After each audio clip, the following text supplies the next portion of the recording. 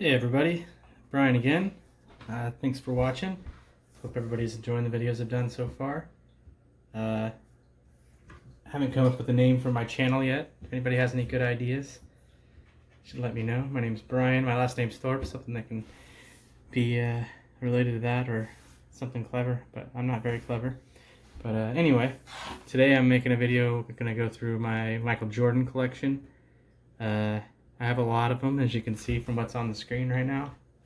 I don't have anything that's really super valuable as far as Jordan goes, and nothing really old, no rookie cards, no second year cards or anything like that. His first 3 or 4 years of his cards are just really ridiculously valuable, especially all his rookie cards, especially if you can get those in a good graded form. It doesn't even have to be a PSA 10 for those to be super valuable. The PSA 10 versions are going somewhere near 80, 90, up to $100,000 now. So when I was a kid, I remember seeing them at like $2,000 or $3,000, maybe a little bit more than that, and thinking how outrageous that was.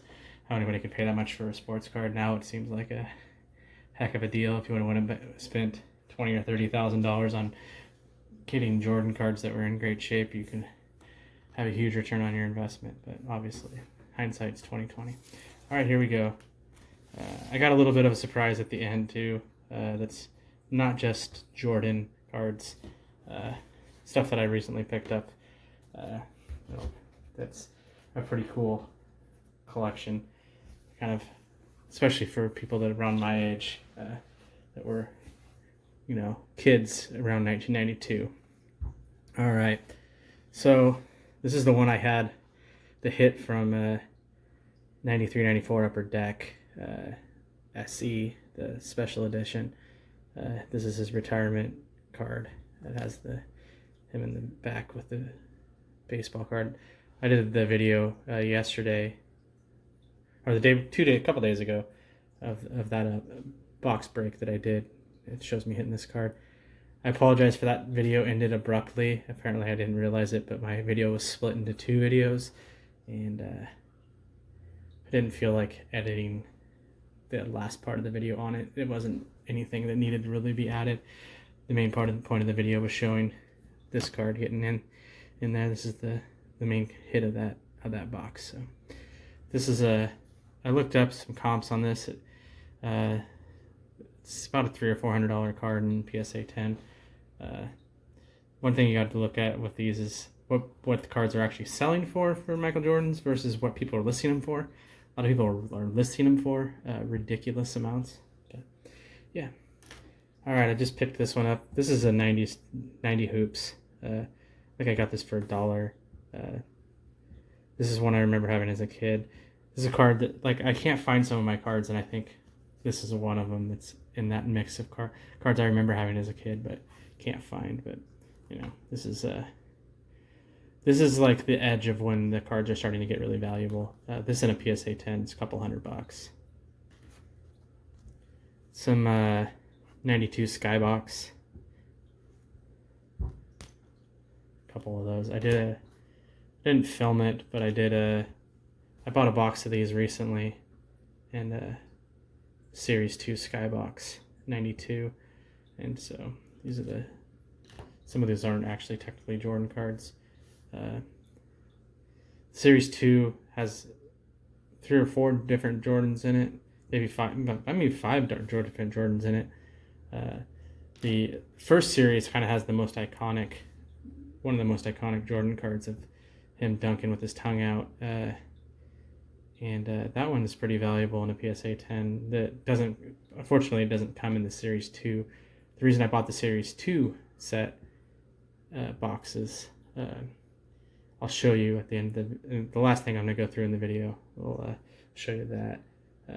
But I like these cards. They're really mass produced, so they're only really have any value with the big names with in a PSA 10, and even then they're not super valuable. This is Jordan's Collector's Choice baseball card.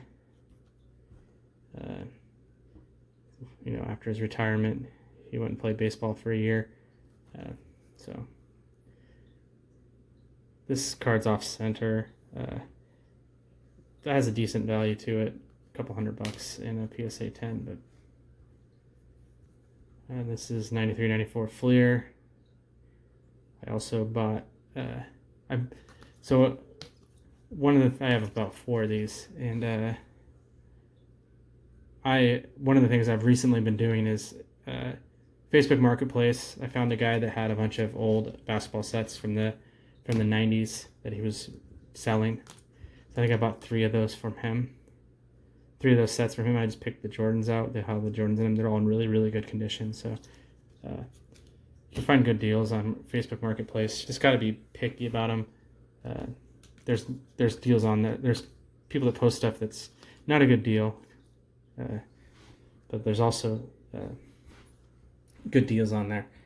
I think I got most of these sets that I'm going through, those 93-94 Fleer, and then these are the 91 Fleer. I bought from the same guy, these 3 sets, and I'm getting them for about $10 a set, and the Jordans alone that come in those sets are worth that much if you break the set and pull out the Jordans. So it's from that same set. So I bought 3 of those. I bought 3 of these 91 Fleer sets from him, and I bought 3 of the 93-94 Fleer sets, and this is what these cards are. I also, now that I think about it, I bought 3 of the 93-94 sets, and then I also bought a box of these and broke the packs along with a set of them. Most of the value of these cards in the market, as far as like a real value, I'm talking more than $10-20 up from there, and usually a couple $100. Any Jordan cards are worth a lot, but they have to be in good shape, they have to be graded, and so most of what I have is not. I don't have any graded Jordan cards, and a lot of these I bought these. I bought the cases to break and put in directly in the top loader with the intent to get them graded. But right now, all the grading services have about a 6-month wait, so I probably won't be doing that anytime soon. They also upped their prices, so it's like $50 a card to get them graded right now, so I won't be doing that anytime soon. If it's $50 a card to get them graded, you're going to be only sending cards that you're pretty sure are going to get a 10, and you're also pretty sure, you want them to be worth several $100s if they're in a 10. So anyway, this is moving towards one. These are more of the cards that I had when I was actually collecting when I was younger. So 92-93 Topps All-Star. This is Topps Gold. It's the parallel. Topps Gold's worth probably about double the amount usually, or 1.5 times the amount than the base card. This is kind of, in the 90s they had Topps Gold and things like, before they got to having the foil cards and the refractors, and the refractors are what most of the parallels are now, and numbered cards. It's kind of a cool card with the flame on it. Skybox always had really cool designs, especially the first couple of years that they were in business. They wanted to stand out a little bit. This is a 96 Skybox.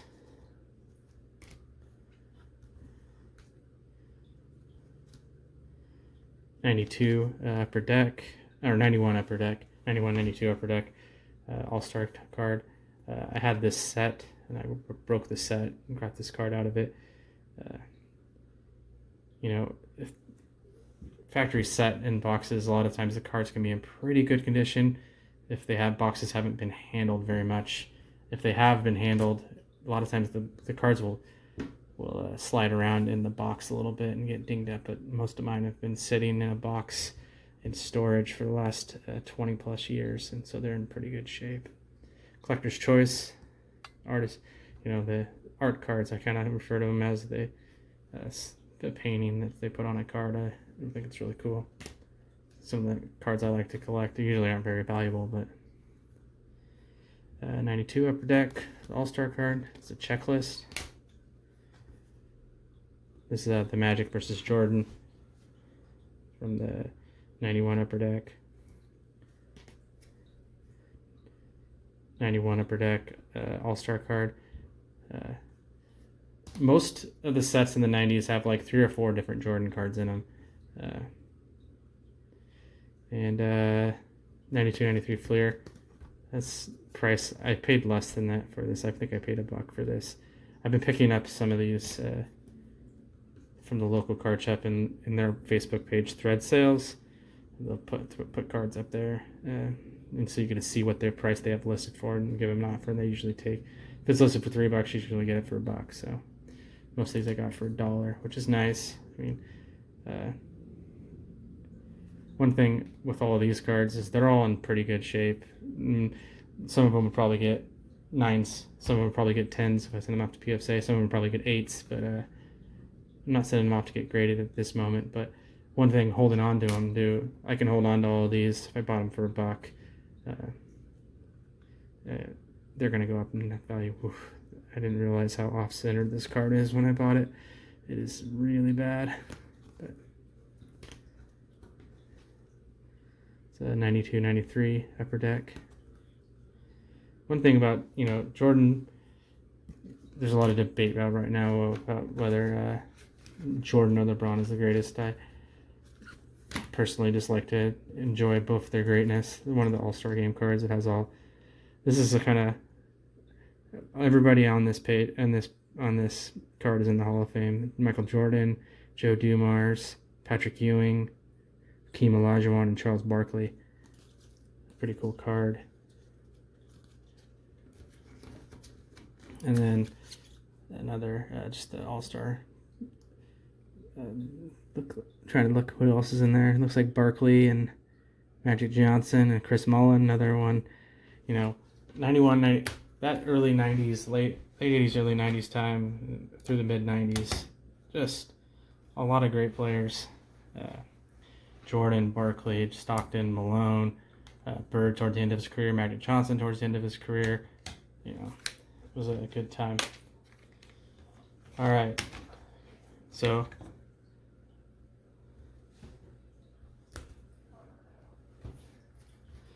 a little bit more, getting more towards just another one of those all-star cards. These are more cards that I've just had when I was a kid or since my personal collection before the last couple of years. So I've had a lot of these sitting in storage and boxes that I recently got out. The checklist. So after Jordan retired, even the second time, they made a lot of inserts. First time, this is kind of going through his career, the 84, 85, the rookie years. It's an electric cork version. I think this is I'm not sure if it's Collector's Choice or Upper Deck, but the electric court ones is a parallel, usually worth a little bit more.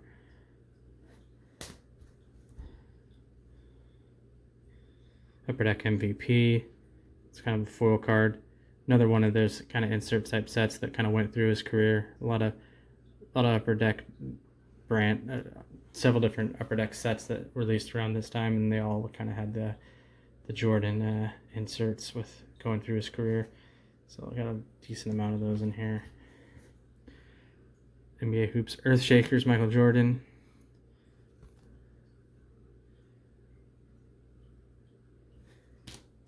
Not sure who the Blazer is on that one that's got the face mask on.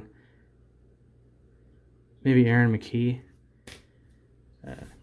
Big Blazer fan, so. This is the 93-94 three-peat first three-peat that he did, commemorative card. Would have been, he retired after that, so some MJ exclusives. There's a Upper Deck MVP set from these. Looks there's a bunch of them in here. A couple of the same ones. There is hundreds, probably thousands of different Michael Jordan cards. That's not probably. There definitely is thousands of different Michael Jordan cards. I have probably 100 in this stack here.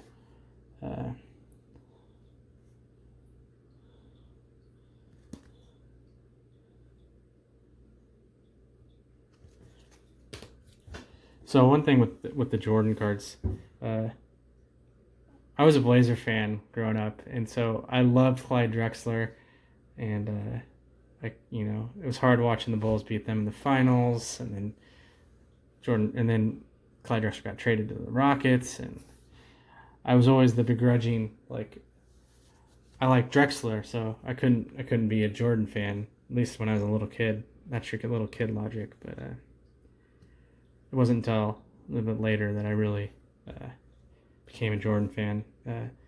He was awesome. I always, though, I had season tickets. My parents had season tickets to Blazers when I was a kid, so I got to go to a lot of games, and I always wanted to go to the Chicago games. We always that was fought over who got to go to the Bulls games to see Michael Jordan.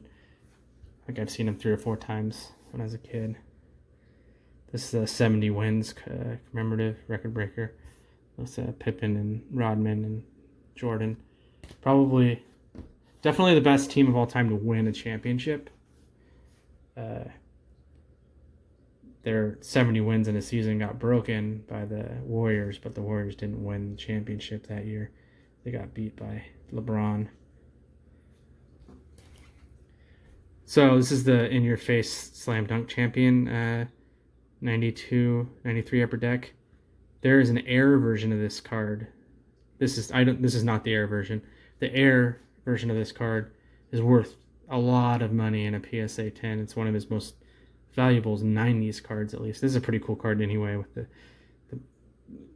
ball coming through like a smashed glass, and just him doing looks like whatever dunk he was doing in the slam dunk contest.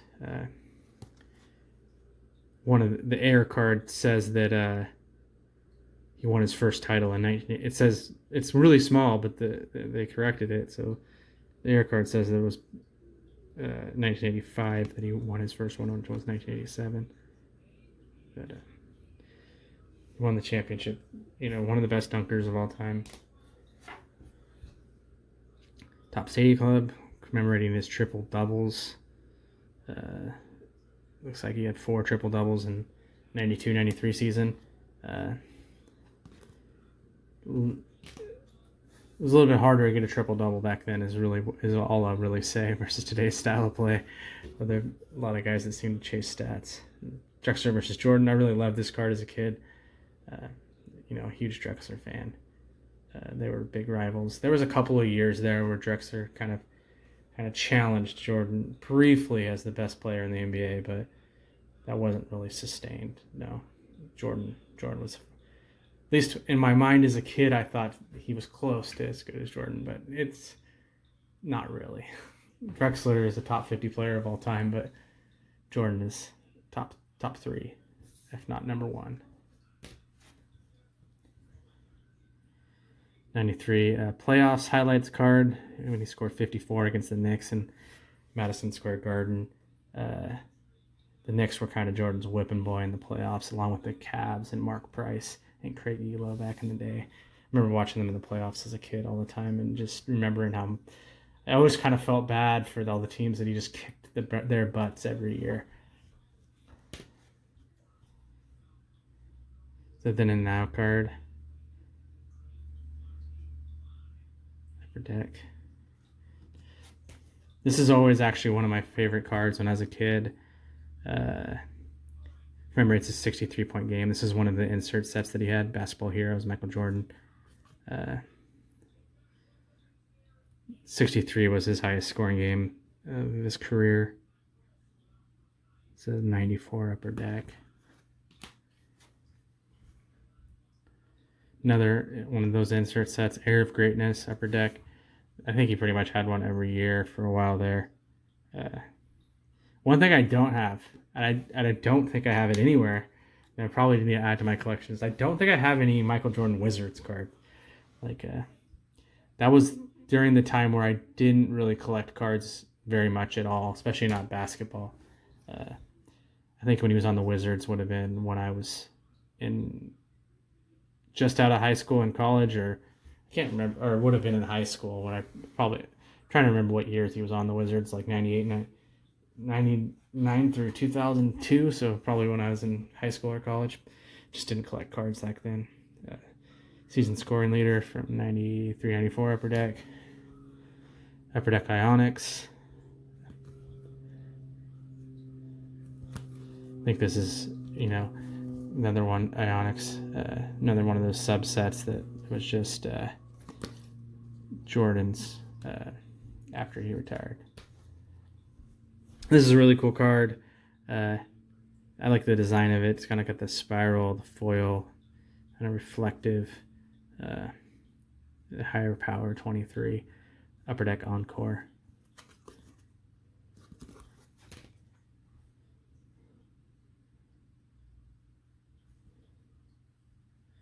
All-Star.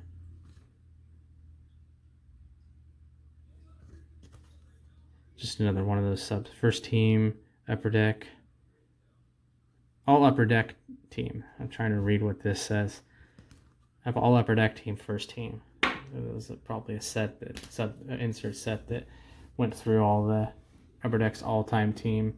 He was one of the first team cards. This is a Michael Jordan and Charlie Sheen card. Charlie Sheen's top players: David Robinson, Horace Grant, Anthony Hardaway, Nick Van Exel, and Michael Jordan. It's really funny to see Nick Van Exel in that list. You know, like Hall of Famer, really good player that was on the championship teams for at least for the first time around for the Bulls. Anthony Hardaway, borderline Hall of Famer, and then Nick Van Exel, who was a couple-time All-Star. Not that he was a bad player, just really funny to see that all those names and Nick Van Exel. Another season leaders, Michael Jordan steals. Another one of those checklists from Collector's Choice. Another Collector's Choice was always kind of like your entry-level set. I think most of the time you could buy those as 99 cents a pack as a kid.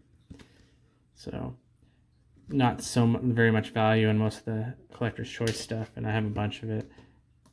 Dr. Basketball's World of Trivia. There's probably a trivia question on the back of here, or at least it tells you list of achievements in the NBA extraordinary. That's what it says. I have 3 of those. This is the base card. I think I have 3 of these.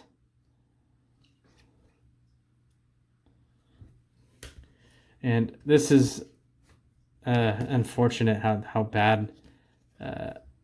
badly cut this card is. It takes basically all the value out of it. This is one of his Upper Decks, the baseball card.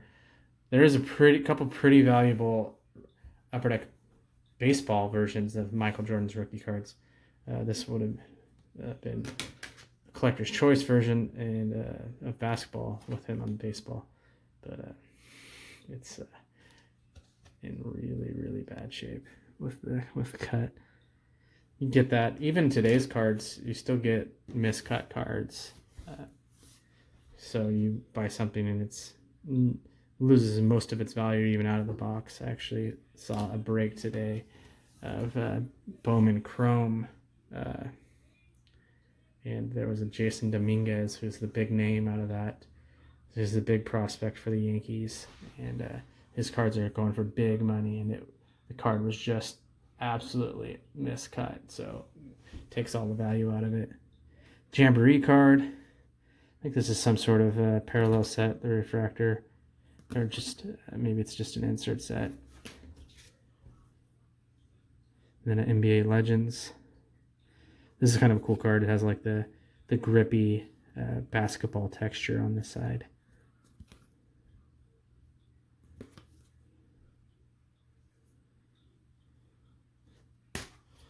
All right, it's getting towards the end here. Thanks everybody for watching. These are the ones I have in one touches.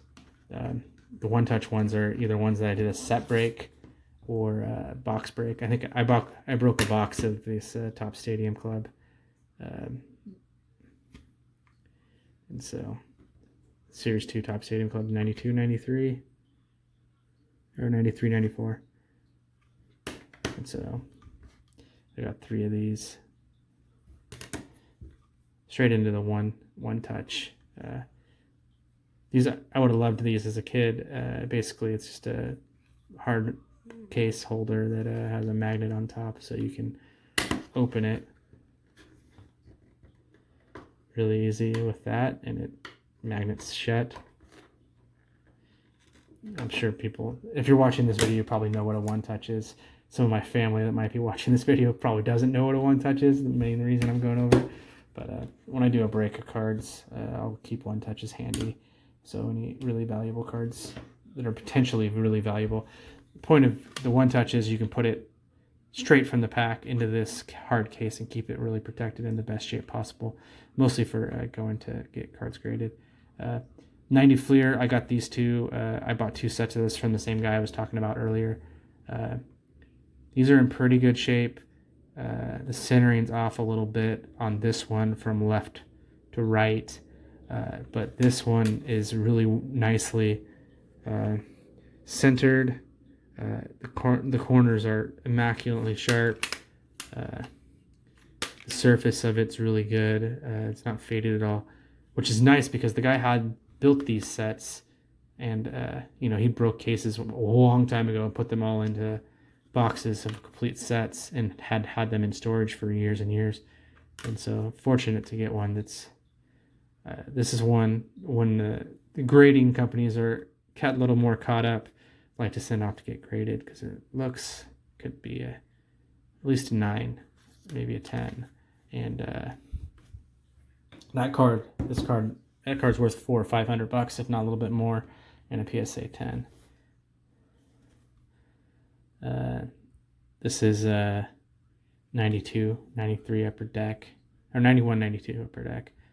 This is kind of iconic card. I always liked this design of the basketball court looking hard court on the right and left, and right in the bottom, and then this one is, I'd put this in the one touch because I broke a personal set I had since a kid. This one is off center, a little bit left to right, so not a very good candidate if you go off and get graded. It's also off center from top to bottom. I wouldn't see this one getting more than an 8 because of the centering. And all the real value in most of these cards, unless it's one of his rookie cards or second year card, one of his first 4 years, unless the only real value in most of these is if they're in a PSA 10. This one I always liked as a kid. It's the Power Palette Skybox NBA Hoops. The main reason I have this one in a one touch because I used to have this I had this display case that I put on my wall when I was a kid. This is one of the cards that was up in there, so I took it directly out of that case into a one touch. It doesn't really need to be in a one touch. It's not super valuable, and it's not a PSA 10 candidate. So Skybox 90, 92, 93 Skybox, or 91, 92 Skybox. Skybox always had that cool kind of tail of the ball with the flames. This is another one. It's a candidate to go off and get graded. This one's, I would say it's probably at least a 9. The centering on it's pretty good. You can tell the centering by the logos in the corner. It should be pretty equal. This one might be a little off from top to bottom, I mean, but there's a little, well, at least if you send it to PSA, they have a little bit of a leeway there. It doesn't have to be 50-50 exactly. If it's within 60-40 usually, still, and everything else is really good on it, you can still get a 10 on it. And this is one of my favorite Jordan cards of all time. Just kind of an iconic card. Unfortunately, this set was way overproduced and way, so it kind of takes a lot of the value out of it. But this one is well centered. I actually broke a case of these, a box of these, I should say, not that long ago. One thing about this is like you can get a box of these for like $20 because they're so overproduced. But this card I always thought was really cool. It has him golfing on the back. And this card has decent value in the PSA 10. All right, so that's all my Jordan main cards. The last thing I was going to go through is I recently bought that 92, 93 box of Skybox. The main reason I bought it is because it has the Olympic Dream Team cards in it, otherwise known as the greatest team ever assembled. And so I have a complete set plus some multiples from that box break. So I'm gonna go through those. So I got two of the Charles Barkleys, and all the cards from these, if you can get them in a PSA 10, pretty valuable. And a lot of these are probably good PSA 10 candidates. I had them straight out of the pack into the top loaders, so they're in good condition. None of the packs were damaged. None of the cards were damaged out of the pack, so that's good. I haven't checked comps on actual sold versions of it, but I saw one of these sets listed with all the cards in a PSA 10 for $10,000, which included a card that I don't have in this set. There's one more card besides this set. The Clyde Drexler was a send-off card, and apparently it's pretty rare. So Larry Bird there, the Charles Barkley, got the Patrick Ewing. I only got one of these. Magic Johnson, got a couple of these, and then here's the man. Two of the Jordans. These cards are pretty valuable in the PSA 10. These are both good candidates for PSA 10. Like I said, these will probably get sent off for grading once PSA calms down a little bit and it's not at least a 6-month wait and $30 or plus a card to get graded. There's Karl Malone, Chris Mullin,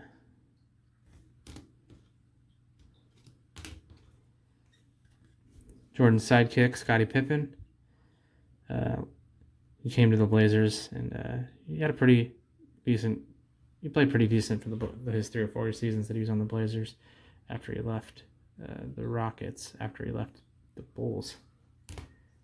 David Robinson, got a couple of these.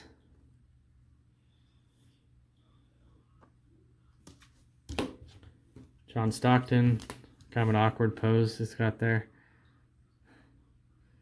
John Stockton's from Spokane. I went to Gonzaga. I'm from Washington. I went to University of Washington, so I'm a big Washington fan. But I've always liked Gonzaga basketball. From even back in the '90s. Trying to remember, one of Dan Dickau was from Vancouver. He went to Gonzaga. It's when I first started paying attention to Gonzaga. It's when they first started making their runs into the NCAA tourney. Here's Chuck Daly, the coach. I believe he passed away not too long ago. A couple there.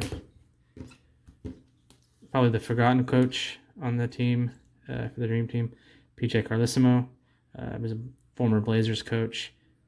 He does a lot of announcing now, but he was famously choked out by the Latrell Sprewell in the 90s. I think that's when he coached the Warriors. Mike Krzyzewski. That's how you say it. That's how you say that. Krzyzewski. It doesn't look like it, but Lenny Wilkins. Lenny Wilkins, Hall of Fame coach, coached the Sonics to their only NBA championship. And then here's kind of the iconic part of this set. It's the three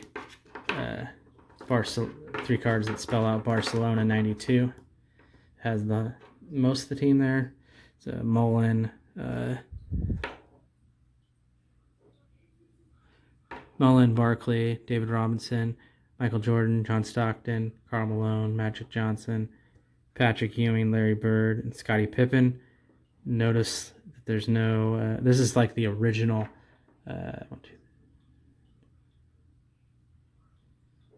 This is the original 10 players that were announced to the team. The last 2 players added to the team were Clyde Drexler and Christian Laettner. And so they aren't included in this set. I think they're both sendaways and very rare. But that's my Jordan collection and a little of the Dream Team set that I've picked up. Thanks everybody for watching. Let me know what you guys think in the comments. If you have any ideas for a name for the channel, and let me know how you guys like it. I appreciate your time. Everybody have a good night.